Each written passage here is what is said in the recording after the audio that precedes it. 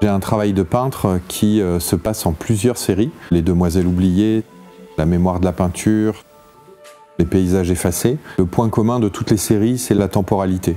La temporalité, pour un peintre, c'est une obsession parce que c'est ce qui lui manque pour s'exprimer. Il n'a que deux dimensions, à l'inverse d'un écrivain ou d'un musicien qui peut inscrire son récit dans un début, un milieu, une fin. Donc pour le peintre, le temps va être un enjeu et un défi. La mémoire de la peinture reprend des grands tableaux de l'histoire de l'art que je copie dans un premier temps, histoire de m'approprier l'écriture des peintres de chacune des époques. Et une fois que la copie est faite, je la recouvre par une sérigraphie. C'est une manière de cacher ou de masquer au regard du spectateur la copie. C'est aussi un processus qui va rendre le spectateur un peu voyeur. En peinture, on a coutume de dire qu'on montre en cachant et on dévoile en recouvrant. Souvent, ce qui compte, c'est le voyage plus que la destination. En peinture, c'est un peu le même processus, c'est-à-dire qu'il y a des choses qu'on a besoin de faire, mais qui au final ne seront pas montrées. Mais par contre, elles sont présentes sur le tableau. Ce que j'aime, c'est que dans ce processus d'atelier, il va y avoir plein de phases très intimes, des phases où on doit se raconter sa propre histoire avec le tableau. Il y a une sorte de construction du tableau qui s'opère.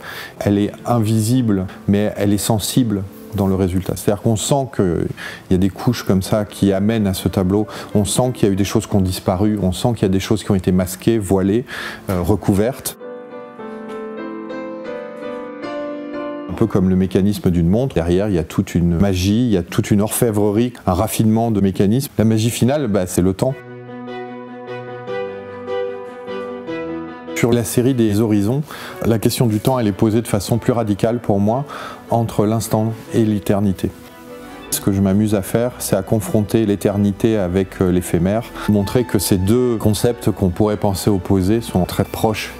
Jouer avec ces deux concepts, c'était une manière de parler de l'intemporalité. On va avoir des tableaux qui vont évoquer le lointain, où on essaye de repousser le plus loin possible la ligne d'horizon, et puis après un jeu de couleurs qui vont venir se confronter pour créer une vibration et évoquer la proximité ou la distance avec la lumière contenue dans la couleur. J'ai toujours pensé que dans la peinture il fallait aller dans des contradictions, dans des opposés, et que les choses allaient se nourrir entre elles, entre la figuration et l'abstraction, entre la couleur et le noir et blanc, entre le précis et puis au contraire le lâcher prise. Et c'est vrai qu'en ce moment dans l'atelier, j'ai décidé de radicaliser encore plus ça en faisant toutes les séries que j'ai pu faire jusqu'à maintenant, mais en même temps et au même moment dans l'atelier.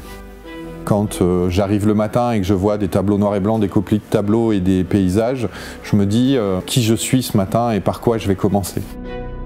Olivier Masmonteil, artiste peintre.